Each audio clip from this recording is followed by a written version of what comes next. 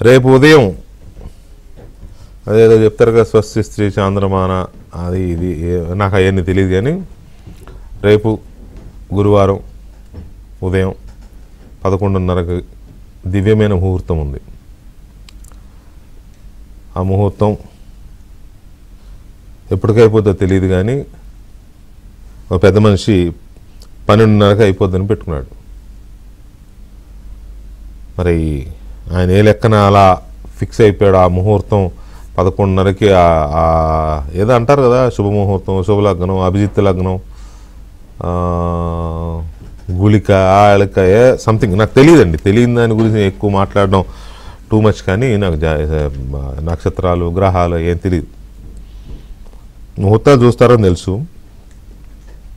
ఉదయం 11:30 నుంచి గంట అంటే 12:30 వరకు అద్భుతమైన ముహూర్తం. 12:30కి ముహూర్తం అయిపోతుంది ఇక అని చెప్పి ఆయన డిసైడ్ అయిపోయాడు. సహజంగా ఇవి గ్రహాల స్థితిగతుల ఆధారంగా పంచాంగకర్తలు,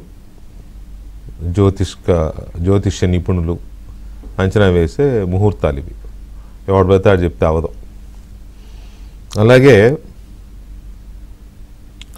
మనం ఒక ప్రాంతానికి వెళుతున్నాం, లేదా ఒక ప్రదేశానికి వెళ్తున్నాం, లేకపోతే ఒక సమావేశానికి వెళుతున్నాం, లేకపోతే ఇంకొక పెళ్ళికి వెళ్తున్నాం, లేకపోతే ఇంకొక దేనికైనా ఏదైనా పని మీద వెళ్తున్నామంటే ఓకే సుమారుగా ఈ టైంకి వెళ్తాం, ఈ టైంకి అయిపోతుంది, ఈ టైంకి వచ్చేయచ్చు అని సుమారుగా 10 నిమిషాలు అటు ఇటుగా పెట్టుకుని వస్తాం. కానీ ఒకే ఒకటి మన చేతుల్లో లేనిది, అది కోర్టు. ఇవాళ విచారణ ఉంది అని కోర్టు వాయిదాకి రమ్మంటే వెళితే వెళ్ళడం వరకే మన చేతిలో ఉంటుంది. కేసు నంబర్ ఎంత, దానికంటే ముందున్న కేసుల విచారణ అనుకున్న టైం ప్రకారం కరెక్ట్గా దీనికి 15 నిమిషాలు అంటే 15 నిమిషాలు అవ్వదు, 10 నిమిషాల్లో అవ్వచ్చు, గంట కూడా పట్టవచ్చు. లాయర్ల ఆర్గ్యుమెంట్స్, జడ్జి గారి క్వశ్చన్లు ఏం చాలా ఉంటాయి కదా. అలాంటిది మొన్న లండన్ వెళ్ళేటప్పుడు, నువ్వు లండన్ నుంచి వచ్చాక ఒకసారి కోర్టుకు రా బాబు అన్నారు. ఈయన మధ్య ఏదో పిటిషన్ వేశాడు జగన్మోహన్ రెడ్డి గారు. నేను రాలేను, వీడియో కాన్ఫరెన్స్లో అయితే వస్తాను, సంథింగ్ తప్పదంటే వస్తాను, కానీ వీలైనంత వరకు వీడియో కాన్ఫరెన్స్లో ట్రై చేయండి అంటే జగన్మోహన్ రెడ్డి గారు అడిగిన రిక్వెస్ట్ని జడ్జి గారు సీరియస్గా తోసిపుచ్చాడు. అది ఉంటుంది కదా, అది వేయచ్చు కదా. సో జడ్జి గారు తోసిపుచ్చి బాబు నువ్వు 21వ తేదీలోగా ఖచ్చితంగా కోర్టుకు రావాల్సిందే, వచ్చి విచారణ హాజరయ్యి వెళ్ళాలి అని చెప్పి Hyderabad CBI court, Telangana CBI court ఆదేశించింది. ఆ మేరకు జగన్మోహన్ రెడ్డి గారు రేపు వస్తున్నారు, హైదరాబాద్ వస్తున్నారు. అయితే ఇక్కడ విషయం ఏంటంటే వివిఐపీలకి టైం ప్రకారం వాళ్ళ షెడ్యూల్ ఉంటుంది, ఏ టైంకి ఎక్కడికి ఏంటి అనేది ఉంటుంది. కానీ ఈయన ఇక్కడ వివిఐపి కాదు, నిందితుడు లేదా నేరస్తుడు. చాలా కేసుల్లో, ఆర్థిక అక్రమాస్తుల కేసుల్లో, ఆర్థిక నేరాల్లో నిందితుడు ఆయన కోర్టుకి మాజీ ముఖ్యమంత్రి హోదాలోనో, ఎమ్మెల్యే హోదాలోనో, ప్రతిపక్ష నాయకుడు కాదనుకోండి, అది వేరే విషయం. ఆ హోదాలో రావట్లేదు. ఆయన కేసులో నిందితుడిగా వస్తున్నాడు. నిందితుడిగా వస్తూ షెడ్యూల్ రిలీజ్ చేశాడు. ఈ షెడ్యూల్ యొక్క ఇదేంటంటే, జగన్మోహన్ రెడ్డి గారు ex chief minister government of Andhra Pradesh Hyderabad and Bengaluru on 20/11/25. Okay, ex chief minister పెట్టుకున్నాడు, బాగానే ఉంది. కానీ ఎక్స్ చీఫ్ మినిస్టర్ హోదాలో కోర్టుకు వెళ్తున్నట్టు పెట్టుకోవడం, ఏదో 9ంటికి బయలుదేరతారంట, 9:40కి గన్నవరం ఎయిర్పోర్ట్కి వెళ్తారంట, 10ంటికి గన్నవరం ఎయిర్పోర్ట్ నుంచి బయలుదేరతారంట, 10:45కి బేగంపేటలో దిగుతారంట, 11ంటికి బేగంపేట నుంచి నేరుగా కోర్టుకు వెళ్తారంట, 11:30కి కోర్టుకు రీచ్ అవుతారంట, 12:30కి కోర్టు నుంచి బయలుదేరి లోటస్ పాండ్లో వారి ఇంటికి వెళ్తారంట, 12:50కి వరకు అక్కడ ఉంటారంట, అక్కడికి వెళ్తారంట 12:50కి. 1:30కి మళ్ళీ ఇంటి దగ్గర బయలుదేరుతారంట. 1:55కి చలో బెంగళూరు. ఇది ఎట్లుందంటే బెంగళూరు వెళ్తా మధ్యలో సరదాగా ఒక స్టాప్ హైదరాబాద్ వచ్చినట్టుంది. అదొక పాయింట్. కోర్టుకి ఎలా డిసైడ్ అవుతాడు టైము?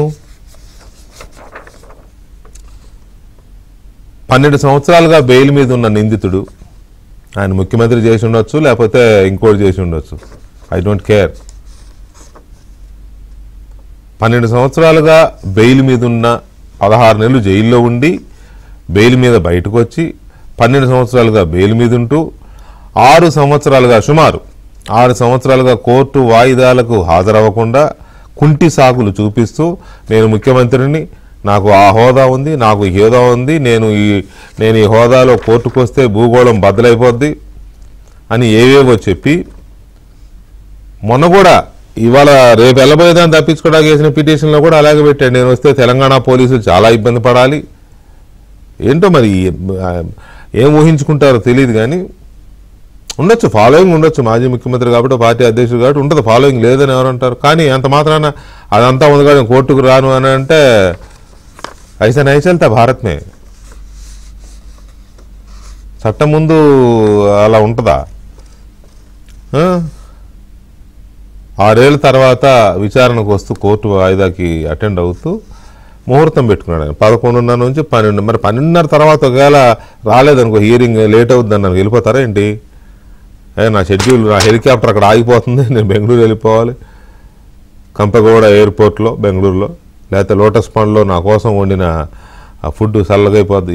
ఏంటో నాకు అర్థం కాలేదు. ఎందుకు ఇలాగా ఈ ముహూర్తాలు పెట్టడం ఏంటో, ఈ టైం పెట్టుకోవడం ఏంటో, కోర్టుకి వెళ్ళడానికి ప్రోగ్రామ్ షెడ్యూల్ రిలీజ్ చేసి మీడియాకు వదలడం ఏంటో, మరి ఇది దేనికి పరాకాష్ట? మా పీసీఆర్ మిత్రుడు చెప్తున్నాడు రేపు అమావాస్య సరేని, సో స్వస్తి శ్రీ చాందమాన శుద్ధ అమావాస్య అనాలేమో.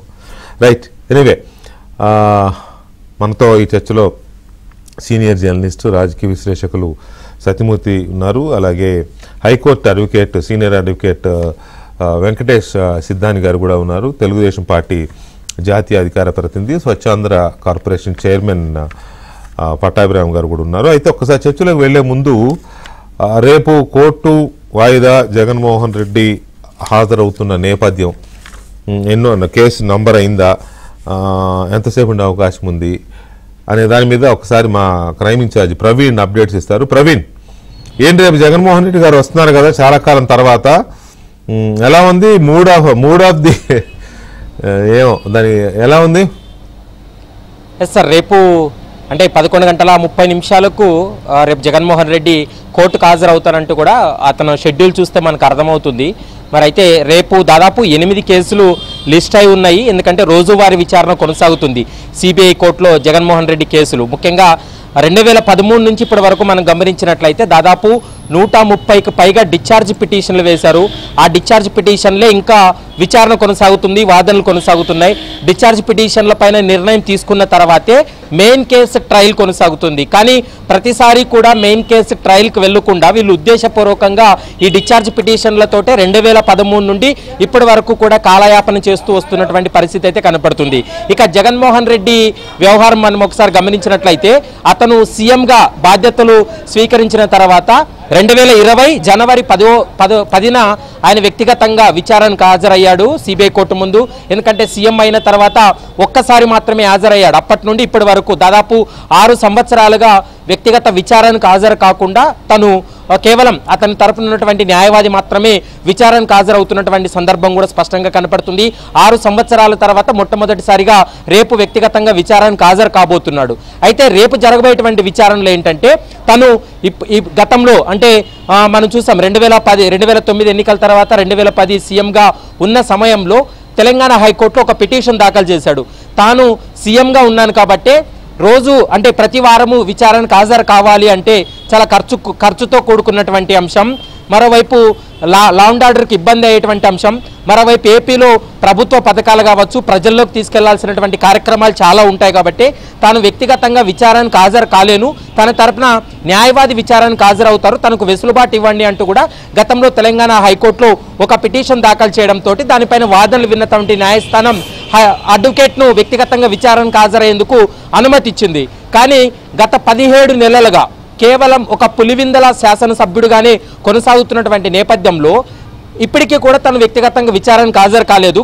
గత 15 రోజుల క్రితం మనం చూసాం, లండన్ టూర్ వెళ్ళేటువంటి సమయంలో సిబిఐ కోర్టు స్పష్టంగా చెప్పింది వ్యక్తిగతంగా విచారానికి హాజరు కావాలి. ఇప్పటికి అతనికి ఎలాంటి బాధ్యతలు లేవు, ఎలాంటి ఇబ్బంది లేదు కాబట్టి ఈ డిశ్చార్జ్ పిటిషన్ల యొక్క విచారణ కొనసాగుతున్నటువంటి నేపథ్యంలో వ్యక్తిగతంగా విచారానికి హాజరు కావాలంటూ కూడా మొన్న లండన్ టూర్ కంటే ముందే విచారణ సమయంలో కూడా కోర్టు ఆదేశించింది. కానీ 13వ తారీఖు విచారణకు హాజరు కావాలి, కానీ తను విచారణకు హాజరు కాలేను అంటూ కూడా మెమో దాఖలు చేశాడు. వీడియో కాన్ఫరెన్స్ ద్వారా అనుమతి ఇవ్వండి అంటూ చెప్పడం జరిగింది. తాను కోర్టుకు వచ్చేటువంటి సమయంలో తెలంగాణ అధికారులు కావచ్చు, పోలీసులు భద్రతాపరమైనటువంటి చర్యలు తీసుకోవాల్సి ఉంటుంది, అది ప్రభుత్వానికి తెలంగాణ ప్రభుత్వము తెలంగాణ పోలీసులు భారీ ఎత్తున బందోబస్తు ఏర్పాట్లు అట్లాంటివి ఏమైనా చేశారా? కోర్టు చుట్టుపక్కల మొత్తం 144 లాంటివి పెట్టడము, బేగంపేట ఎయిర్పోర్ట్ దగ్గర పెట్టడము ఇట్లా. ఎందుకంటే ఆయన నేను వస్తే తెలంగాణ ప్రభుత్వం మీద భారం పడే అవకాశం ఉందని మొన్న మెమోలో పేర్కొన్నారు కదా. ఎన్ని వందల మంది పోలీసుల్ని రేపు మోహరిస్తున్నారు? ఇప్పటి వరకు అయితే మాత్రం సార్ మనకున్నటువంటి అఫీషియల్ ఇన్ఫర్మేషన్ ప్రకారం బేగంపేట ఎయిర్పోర్ట్ కానీ నాంపల్లి కోర్టు కానీ ఎలాంటి బందోబస్తు లేదు. అంటే రేపు ఒకవేళ నాంపల్లి పరిధిలో ఉన్నటువంటి పోలీసులు మాత్రమే ఒక 4-5 మెంబర్స్ అక్కడ పికెట్ పెట్టేటువంటి అవకాశం ఉంటుంది తప్ప, అది కూడా ఏంటంటే సాధారణ ప్రజలు చాలామంది కోర్టుకు వస్తూ ఉంటారు. మరోవైపు మిగిలినటువంటి కేసుల్లో న్యాయవాదులు కోర్టుకు అటెండ్ అయ్యేటువంటి అవకాశం ఉంటుంది. వారికి కూడా ఎలాంటి ఇబ్బంది కలగకుండా వైసీపీ శ్రేణులు ఒకవేళ అక్కడికి వచ్చినా కూడా ఎలాంటి మిగిలినటువంటి వ్యక్తులకు ఎలాంటి ఇబ్బంది కలగకుండా ఉండేందుకే ముందస్తుగా కొంత అక్కడ పోలీస్ బందోబస్తు ఏర్పాటు చేస్తారు. Right Praveen, thank you very much. ఇక మనం చర్చలోకి వెళదాం. సత్యమూర్తి గారు ఉన్నారు, సిద్ధాంతి వెంకటేష్ గారు ఉన్నారు, పట్టాభిరామ్ గారు ఉన్నారు. ముందుగా వెంకటేష్ గారితో మాట్లాడదాం. వెంకటేష్ గారు నమస్తే అండి. నమస్తే అండి. జగన్మోహన్ రెడ్డి గారు తన అఫీషియల్ షెడ్యూల్ 11:30 to 12:30 పెట్టుకున్నారండి రేపు. అదే షెడ్యూల్ని మీడియాకి రిలీజ్ చేశారు. 12:30కి కోర్టు నుంచి వెళ్ళిపోతాను, 12:50కి లోటస్ పాండ్కి వెళ్తాను, 12:50 నుంచి 1:35కి మళ్ళీ బయలుదేరి బేగంపేట ఎయిర్పోర్ట్కి వెళ్తాను, 1:55కి బెంగళూరులో దిగిపోవాలి అని మొత్తం మినిట్ టు మినిట్ షెడ్యూల్ ఇచ్చారండి. మరి కోర్టు వారి దగ్గర టైం కూడా ఇలాగే ఉంది. ఐ డోంట్ నో ఇలా ఉంటుందా అండి?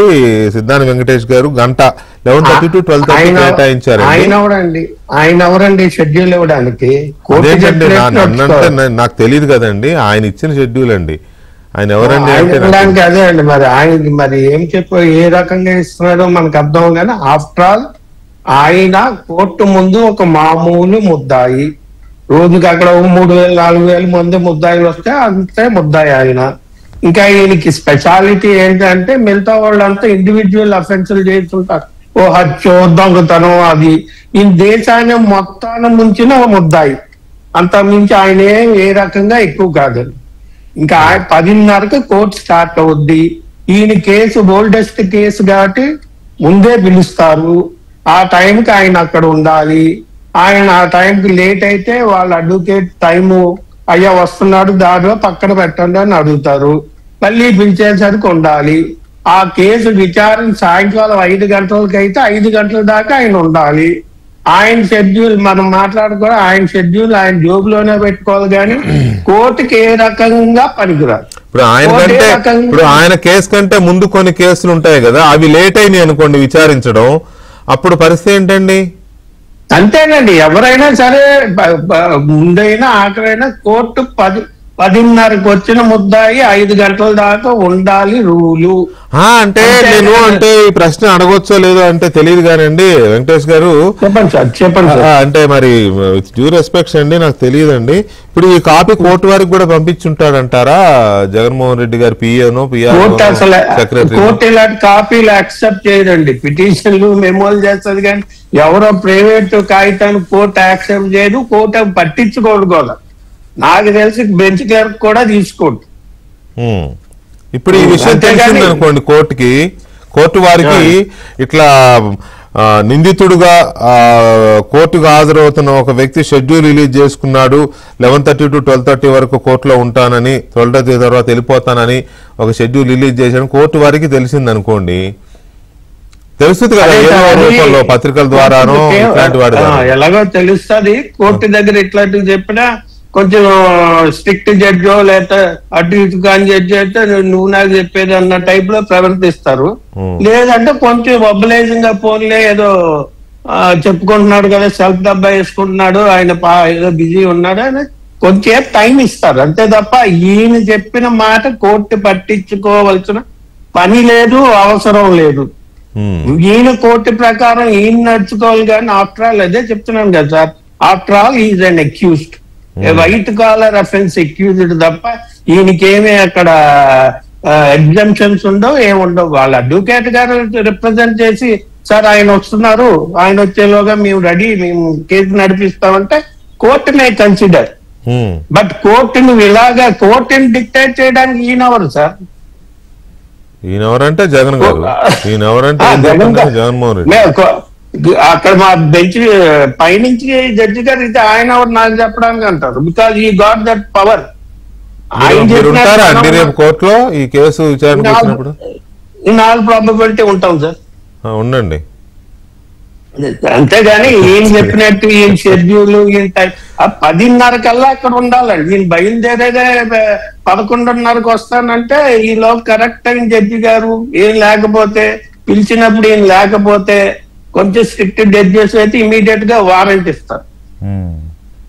అది అంతేగాని ఈయన షెడ్యూల్ ఈయన కాగితాలు పట్టించుకొని కేసులు పక్కన పెట్టే పరిస్థితి లేదండి. ఉంటారు, ఒబలైజింగ్ చేస్తారు, అది చెప్పుకునే అడ్వకేట్ చెప్పుకుంటారు. కానీ ఈయన ఏదో కాగితం పంపించారు కదా అని కేసు పక్కన వెళ్ళరు. కేసు ఏ టైంకి వస్తే ఆ టైంకి పిలుస్తారు. ఉంటే సరే సరే, లేకపోతే ఆయన తరఫు కానీ ఆయన అడ్వకేట్లు కానీ లేకపోతే చక్కగా వారెంట్ ఇస్తారు, నాన్ బెయిలబుల్ వారెంట్. ఓకే, అంతే తప్ప పట్టించుకోవాల్సిన పని లేదు. ఒక్క నిమిషం అండి. పట్టాభి గారు నమస్తే అండి. నమస్కారం వికే గారు. పట్టాభి గారు, జగన్మోహన్ రెడ్డి గారు మొత్తానికి టైం ఇచ్చారండి కేసు హీరింగ్ కి. అయితే అంటే వారు కోర్టు వారు రమ్మంటే ముందేమో నేను వీడియో కాన్ఫరెన్స్ లో వస్తానన్నారు, కోర్టు కొంచెం సీరియస్ అయ్యేసరికి వస్తున్నారు రేపు. సో అయితే ఆయన షెడ్యూల్ ప్రకారం వస్తున్నారండి. చూసే ఉంటారుగా, మీకు వచ్చి ఉంటుంది ఆ షెడ్యూల్ మీడియా ద్వారానో ఇంకో రూపంలోనో.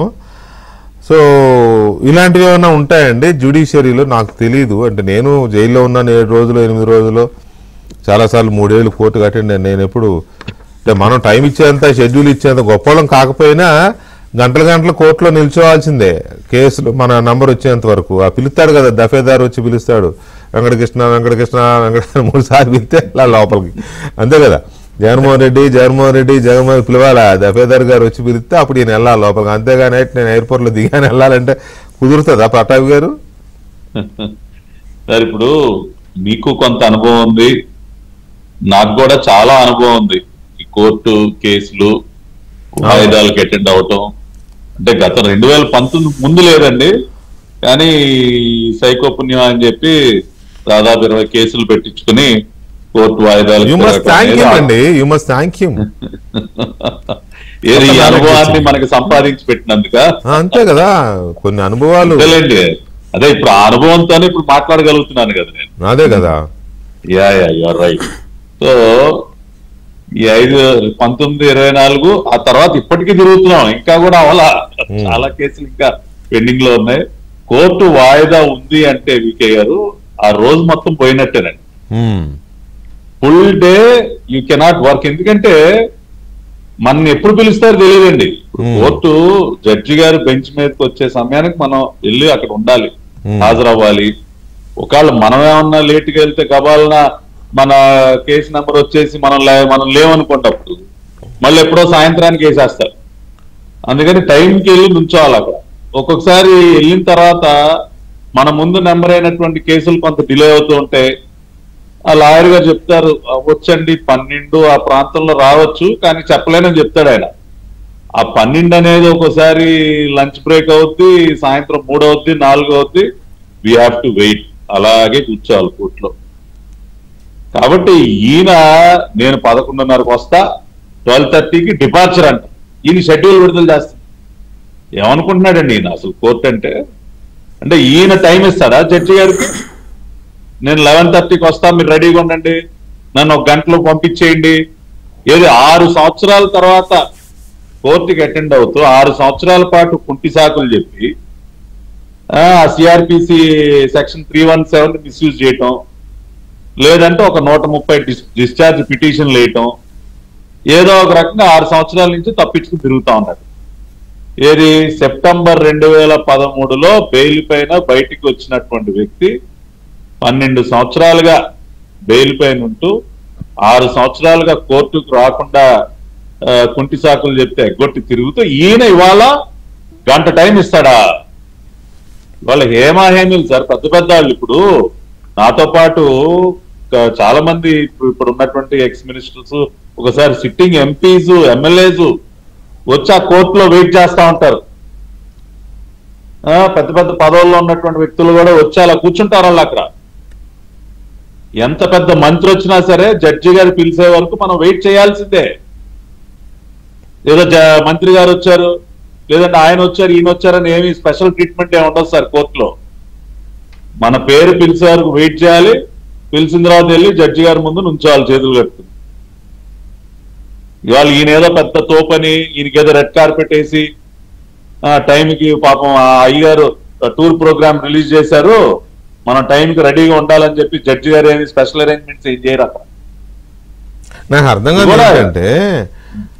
కాదు ఏంటంటే సత్యమూర్తి గారు 11వ తారీఖు నాడేమో మెమో వేస్తాడు, ఏమని, నేను వీడియో కాన్ఫరెన్స్లో వస్తానని. కోర్టుకు రావయ్యా, లండన్ నుంచి రాగానే అని చెప్పి కోర్టు చెబితే, లండన్ నుంచి వచ్చి నేను వీడియో కాన్ఫరెన్స్లో వస్తాను, వీలైతే నా లాయర్ వస్తాడు, నాకు అవకాశం ఇవ్వండి, నేను వ్యక్తిగత మినహాయింపు ఇవ్వండి, లేదు అంటే వీడియో కాన్ఫరెన్స్లో వస్తాను అంటేనే కోర్టు తిరస్కరించింది. నథింగ్ డూయింగ్, నువ్వు 21 లోపు రమ్మని. ఒక చిన్న సబ్మిషన్ ఇక్కడ, ఈయన వేసాడు పిటిషన్ నాకు ఎగ్జామ్షన్ ఇవ్వండి అని. అవును, వేస్తే కోర్టు సిబిఐని కౌంటర్ ఫైల్ చేయమని. అవును, సిబిఐ వాళ్ళు కౌంటర్ ఫైల్ చేస్తే వాళ్ళు ఏమన్నారంటే సమస్య లేదు, నో ఎగ్జామ్షన్. వెళ్ళేటప్పుడు ఒక తప్పుడు ఫోన్ నెంబరు, దొంగ మరి వెళ్ళాడు.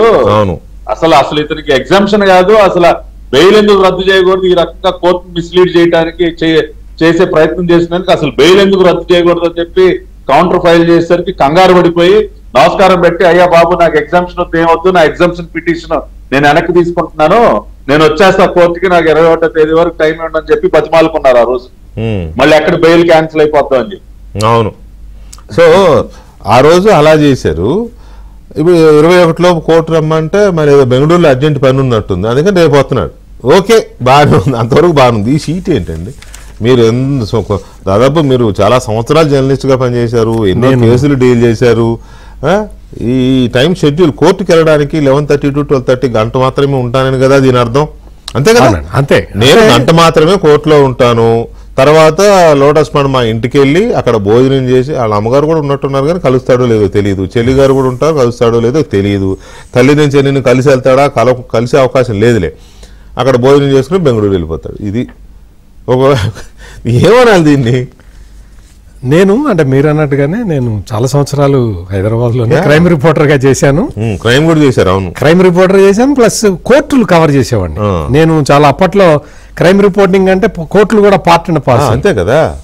అటువంటిది ఇంటర్వ్యూలు కూడా చేశాను, నేను ఇంటర్వ్యూలు కూడా చేశాను. ఇటువంటిది నేనెప్పుడు ఇంతవరకు అయితే నేనెప్పుడు చూడలేదు. అంటే కోర్టు కేసు ఉన్నప్పుడు ఇందాక పటాభి గారు చెప్పినట్టు పొద్దున్నే వచ్చి అక్కడ నిలబడతారు, అంతే కదా. ఒక్కొక్క జడ్జి అయితే నాకు తెలిసి చాలా మంది ఈ క్రిమినల్స్, నేరస్తులు ఈ షర్టు బటన్లు ఇప్ప తీసుకొని వస్తారు. అవును, వస్తే జడ్జి పెట్టిస్తాడు, గుండీలు పెట్టిస్తాడు, పెట్టి గుండీలు పెట్టి అంటాడండి, సరిగ్గా నుంచోమంటారు, సరిగ్గా నుంచోమని చెప్తాడు, కూర్చుంటే లేచి నుంచో అంటాడు. కొంతమంది ఆ పక్కన డఫేదారులు ఉంటారు కదా, వాళ్ళే చెప్తారు చేతులు పెట్టు నిలబడు అని. అంటే అటువంటి పరిస్థితులు కోర్టుల్లో ఏంటి అంటే డిసిప్లిన్ ముఖ్యం అండి, సైలెన్స్ ముఖ్యం. ఎందుకంటే జడ్జీలు విపరీతమైన పని ఒత్తిడిలో ఉంటారు, అందుకని వాళ్ళకి అన్నీ కూడా ఆ టైంకి అట్లా వస్తే తప్ప వాళ్ళు చేయలేరు, కేసును డీల్ చేయలేరు. ఒక కేసు 2 కేసులు కాదు కదా. నేను తొందరగా వెళ్ళిపోవాలి, నాకు అర్జెంటుగా సినిమా టికెట్లు బుక్ చేసుకున్నాను, నా కేసును తొందరగా డీల్ చేయండి, నేను 2ంటికల్లా థియేటర్కి వెళ్ళాలంటే జడ్జి చేస్తాడండి. ఇది కూడా అట్లా అట్ ది సేమ్. ఇప్పుడు ఈ రోజు నువ్వు ముఖ్యమంత్రిగా ఉండొచ్చు, లేకపోతే నువ్వు ఏ పోస్ట్ లో అయినా ఉండొచ్చు. కోర్టు ముందు నువ్వు నిందితుడివి, అక్యూజ్డ్ అంతే. ఇందాక మీరు చెప్పినట్టు ఇంకొక చిన్న పాయింట్ ఏంటంటే, కోర్టు 10:30కి ఓపెన్ చేస్తారని లాయర్ గారు చెప్పారు కదా, 10:36కి అమావాస్య గడియలు వచ్చేస్తున్నాయి. మరీ ఈ ర్యాగింగ్ మరి దారుణంగా ఉంది సత్యమూర్తి గారు మీది. నేను క్యాలెండర్ ప్రకారం చెప్తున్నానండి. 10:36కి అమావాస్య వచ్చేస్తున్నది. అమావాస్య గడియల్లో ఆయనకి అవేం పట్టవు కదా, క్రైస్తవుడు కాబట్టి ఈ అమావాస్యలు పౌర్ణములు ఆయన పట్టించుకోరుగా. అంటే మళ్ళీ అధికారంలో రావడానికి రాజశ్యామల యాగం చేసినప్పుడు ఇవేం గుర్తు రాలేదు, అప్పుడు టైం ఉందిగా ఇంకా. అందుకే చేశాడు, విజయవాడలో రాజశ్యామల యాగం చేశాడు అంటే మళ్ళీ అధికారంలోకి రావడానికి. గంగలో మునిగొచ్చాడు, స్వామి తీసుకెళ్లాడు, స్వామి స్వరూపానందేంద్ర సరస్వతి, స్వామిని ఎందుకనాలే కానీ సరే. అంటే ఇవే ఈ అమావాస్య గడియల్లో మరి ఆయనకి ఏమవుతుందో ఏంటో మనకు తెలియదు. అక్కడ జడ్జి ఇందాక అడ్వకేట్ గారు కూడా చెప్పారు, జడ్జికి కనుక అంటే ప్రశాంతమైన క్లైమేట్ వాతావరణం అక్కడ లేకపోతే ఆయన ఏ నిర్ణయం తీసుకున్నా తీసుకోవచ్చు. ఈ షెడ్యూల్ మీరు చెప్పినట్టు అదేదో కోర్టుకి తీసుకెళ్లి ఇచ్చినా ఎవరు తీసుకుంటాడు? అక్కడ తెలుసు కదండి, మీడియాలో వస్తుంది. ఇప్పుడు మన డిబేట్ చూస్తారు, జడ్జి గారు also is also human being, టీవీలు చూస్తారు, పేపర్లు చదువుతారు, చూడకపోయినా తెలుస్తుంది, ఆటోమేటిక్ గా తెలుస్తుంది. ఇదేం పెద్ద సీక్రెట్ ఏం కాదు. ఇంకోటి ఏంటంటే ఇప్పటికే honourable justice was informed, I think. అంటే ఇన్ఫార్మ్ నేను చెప్తా, చాలా చెప్తా, వాళ్ళ మనసులో ఎవరో చెప్తారు కదా. ఎవరు చెప్పినా అక్కడ కేసు పరిస్థితి అంతకు ముందర ఎన్ని కేసులు ఉన్నాయి. ఇప్పుడు మీ క్రైమ్ రిపోర్టర్ చెప్పారు, ప్రవీణ్ చెప్పారు 8 కేసులు ముందర ఉన్నాయి. మరి ఆ 8 కేసులు ఎప్పుడు కావాలి, ఎప్పుడు వస్తాయి, ఈయన ఎప్పుడు అటెండ్ కావాలి? మీరు అన్నట్టు డఫేదార్ వచ్చి వైఎస్ జగన్మోహన్ రెడ్డి అని 3 సార్లు పిలిచే వరకు ఈయన వెళ్ళటానికి వీల్లేదు కదా. నేను వచ్చేసాను సార్, నా కేసు ముందర తీసుకోండి అంటే కుదిరే పని కాదు కదా. అందుకని ఇక్కడ ఈ కేసులన్నీ కూడా వికే గారు ఇవి మామూలు కేసులు కాదండి, చాలా సీరియస్ కేసులు. ఆ టైంలో అసలు మొత్తం భారతదేశంలో ఎక్కడ క్విడ్ ప్రోకో అనే పదాన్నే కనిపెట్టలేదు, తెలియదు ఎవరికి తెలియదు. ఇంట్రడ్యూస్ చేసిన మహానుభావుడు సిబిఐ జాయింట్ డైరెక్టర్ పాపం జేడి లక్ష్మణ్ గారు, ఆయన మరి ఎన్ని పలకోశాలు ఎతికాడో కానీ క్విడ్ ప్రోకో అని తీసుకొచ్చి పెట్టాడు.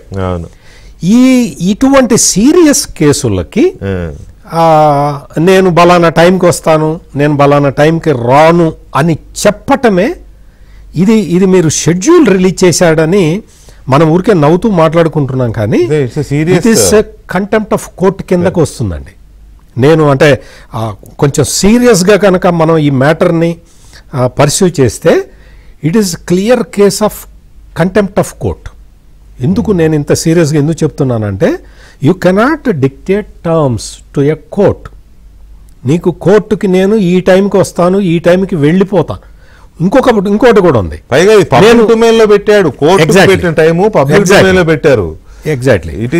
నేను కోర్టుకి బలానా టైంకు వస్తాను అని చెప్పటం వరకు చెప్పుకోవచ్చు. నేను ఈ టైంకి వెళ్ళిపోతాను అని చెప్పటం అనేది ఇట్ ఈస్ క్లియర్ కేస్ అండి. ఎందుకంటే జడ్జిని టర్మ్స్ డిక్టేట్ చేస్తున్నట్టుగా ఉంది. Directly or it is directly only. గారు అది 1 minute అండి, 1 minute, దాన్ని interference of administration of justice అండి.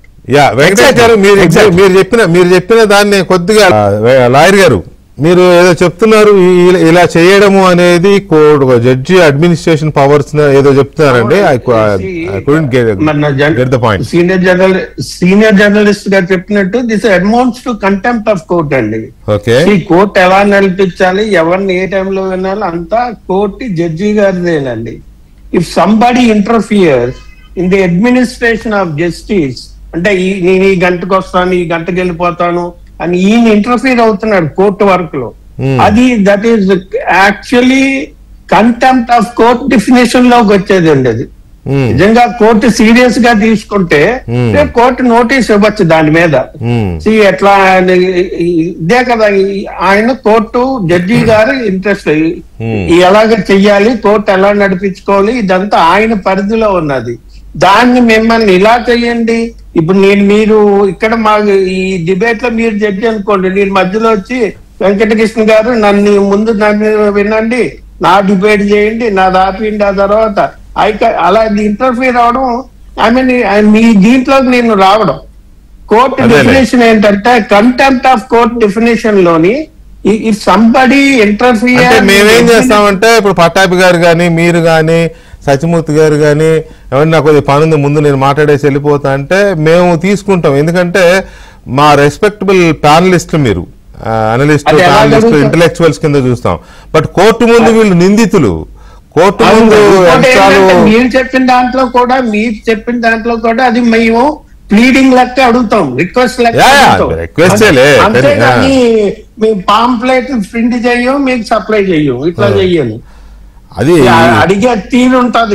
రేపు కాదండి, రేపు జగన్మోహన్ రెడ్డిది కేసు నంబర్ 16 ఇప్పుడే లిస్ట్ వచ్చింది 16. అయితే విచిత్రం ఏంటంటే అన్ని కేసులు వీళ్ళయే, అన్ని కేసులు వీళ్ళయే.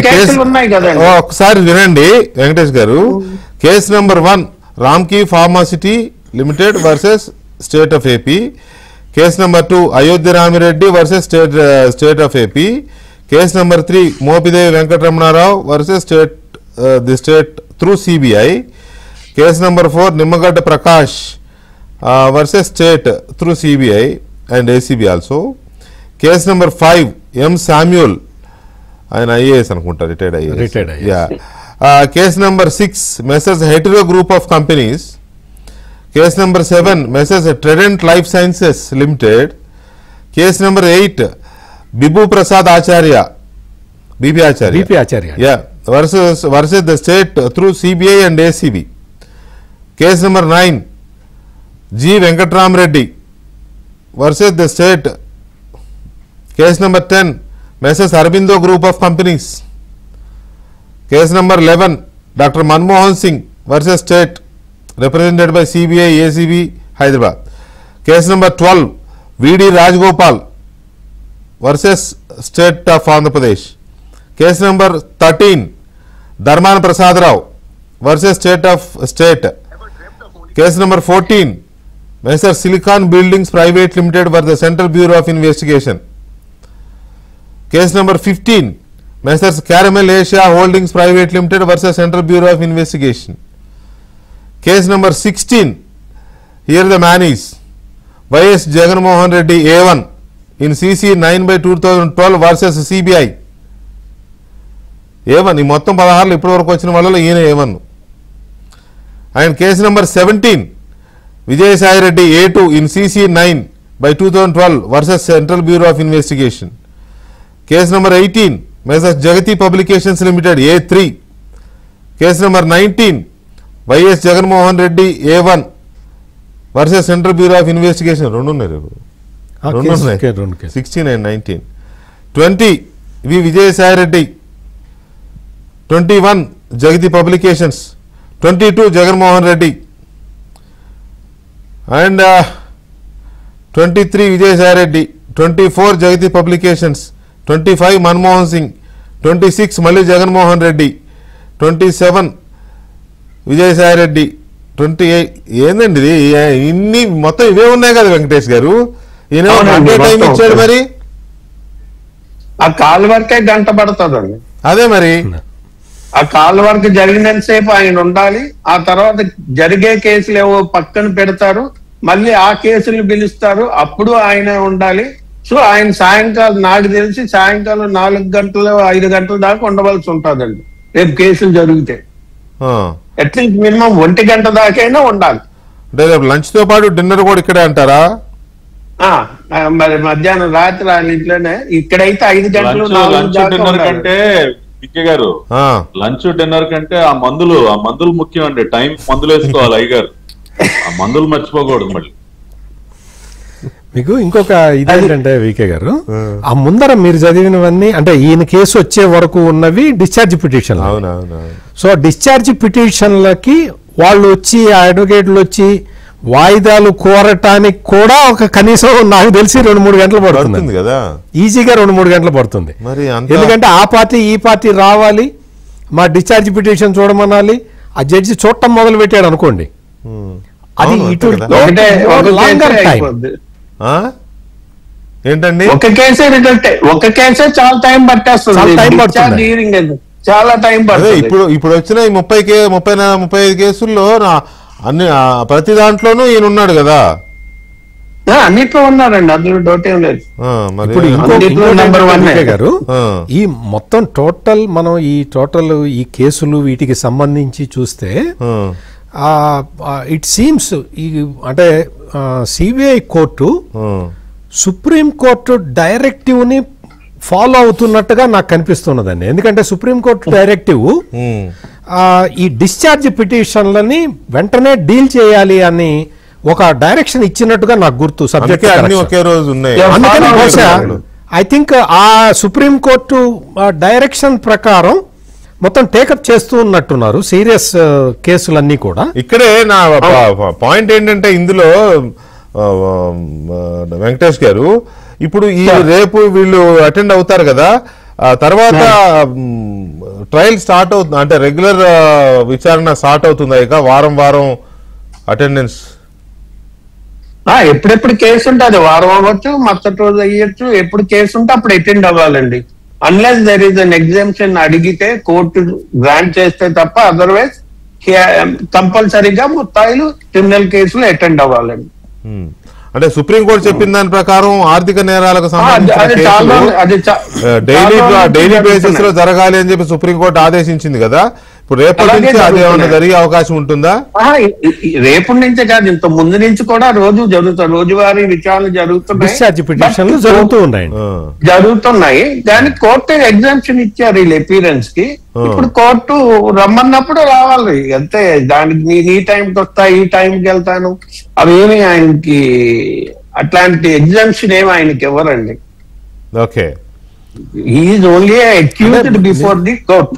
అంటే మామూలుగా కూడా వికే గారు, అంటే ఇట్లా నేను అంటే కేసులో నిందితులు కనుక మేము ఈ టైంకి వస్తాము, మేము ఈ టైంకి వెళ్ళిపోతాము అని చెప్పటం మొదలు పెడితే అది it leads to several complications అండి. ఎందుకంటే మరి మీరు ఆయనకి జగన్మోహన్ రెడ్డి 10:30 నుంచి 11:30 దాకా ఉంటాను అంటే మీరు టైం ఇచ్చారు, నాకు కూడా ఇవ్వండి అంటాడు ఇంకొక ఆయన కదా. అందుకని అది కోర్టులు కూడా నాకు తెలిసి ఇటువంటి ఈ టైం టేబుల్ ని ఎంటర్టైన్ చేయకపోవచ్చు నేను అనుకో. అయితే వెంకటేష్ గారు, ఫైనల్ గా ఈ టాపిక్ కి సంబంధించి జగన్మోహన్ రెడ్డి గారి తరఫున చాలా పెద్ద లాయర్లు ఉన్నారు కదా, ఎవరైనా ఒకరు సార్ ఇట్లా మా క్లయింట్ ఇట్లా 12:30కి బయలుదేరి వెళ్ళిపోవాలి అని ఏమన్నా అట్లా చెప్పి ఎగ్జామ్షన్ తీసుకునే అవకాశం ఉంటుందా? అడుగుతాం గానీ అక్కడ ఇవ్వాల్సింది కూడా కోర్టేనండి. అంతే జడ్జి గారు ఇదే అంతే. ఇందాక మన సార్ చెప్పినట్టు ఆయన ఆయనకు కొంచెం చిరాకు ఉంటే నథింగ్ డూయింగ్, చాలా రోజుల తర్వాత వచ్చాడు కదా, సాయంకాలం దాకా ఈయన చూడాలనుకుంటున్నాను, కూర్చోమని చెప్పండి అంటారు. ఎగ్జాక్ట్లీ అంతే కదా. గౌతమ్ సవాంగ్ గారినే ఉదయం నుంచి సాయంత్రం దాకా కోర్టులో నిలబెట్టిన సందర్భం చూసాం కదా ఏపీ హైకోర్టులో. ఏం పట్టాలి? ఇప్పుడు జడ్జి గారు తలుసుకుంటే నేను ఈ కేసు 4ంటికి నేను వింటానా అంటే మనం చేసేది ఏం లేదండి. ఇప్పుడు ఇవాళ నాకు తెలిసి ఇది పబ్లిక్ డొమైన్ లోకి వచ్చిన తర్వాత గౌరవ న్యాయమూర్తుల దృష్టిలో కూడా వెళ్తుంది. కాబట్టి ఇది జడ్జి గారు కనుక సీరియస్ గా పరిగణలోకి తీసుకుంటే పనిష్మెంట్ గా సాయంత్రం వరకు ఉంచోబెట్టచ్చు కోర్టులో. ఆ అధికారం ఆయనకు ఉంది. మనం కోర్టుకు ఒకసారి వెళ్ళిన తర్వాత ఈ నా ముహూర్తం బాగాలేదు, అమావాస్య వచ్చేస్తుందనో లేదా ఇంకోటనో ఈ టైంకేనండి నేను ముహూర్తం పెట్టుకుని వచ్చానంటే కుదరదు. అది సమస్య లేదు. అదిను ఇప్పుడు ఈయన గతంలో 2019 ముఖ్యమంత్రి అయ్యే ముందు వరకు కూడా పాదయాత్రలో ఉన్నప్పుడు కూడా గురువారం సాయంత్రానికి జంప్ అయ్యి ఇక్కడ శుక్రవారం కోర్టు చూసుకుని మధ్యాహ్నం ఇంట్లో బిర్యానీ తిని కాసేపు పడుకుని విశ్రాంతి తీసుకుని మళ్ళీ వెళ్ళేవాడు. మీకు తెలుసా? ఈ కోర్టు పేరుతో మళ్ళీ ఒక రోజు విశ్రాంతి కదా పాదయాత్రగా ఆ రోజున. అయ్యి ఏదో తింటాడు కానీ బిర్యానీ తింటాడని భలే చెప్తారండి. సరే ఇప్పుడు మన ఆ విషయంలో ప్యాలెస్ లగ్జరీలు మామూలుగా ఉంటాయండి, అట్లా ఏం తగ్గేదే లేదు మనోడు. సరే ఇప్పుడు ఆ రకంగా అలవాటైన శరీరమే అది, కోర్టు హాల్లో నుంచోటానికి అలవాటైన బాడీ అది, ఇదేం కొత్త కాదు. ఆ తర్వాత ఏదో నేను ముఖ్యమంత్రిని అయిపోయాను, చాలా బిజీ బాబు, చాలా బిజీ అని చెప్పి బిల్డప్లు ఇచ్చి రాకుండా ఎగ్గొట్టాడు. ఇప్పుడు ఏం బిజీ అండి, అసెంబ్లీకి కూడా వెళ్ళట్లేదు కదా, కనీసం ఎమ్మెల్యేగా కూడా పనిచేయట్లా, ప్యాలెస్లో తిని పడుకోవడం తప్పితే ఏం పని ఉంది బాబుకి? రావచ్చు, బ్రహ్మాండంగా రావచ్చు. ఇప్పుడు ఈయన చించేసి పొడి చేసే పనులు ఏం లేవు ఆయనకి. కనీసం యాజ్ అన్ ఎమ్మెల్యే కూడా, as an member of legislative అసెంబ్లీగా కూడా పనిచేయట్లా ఈయన. కాబట్టి ఫుల్ ఖాళీ. ఖచ్చితంగా చక్కగా రోజు వచ్చి కూడా కోర్టులో నుంచినంత టైం ఇవాళ జగన్మోహన్ రెడ్డి గారికి ఉంది.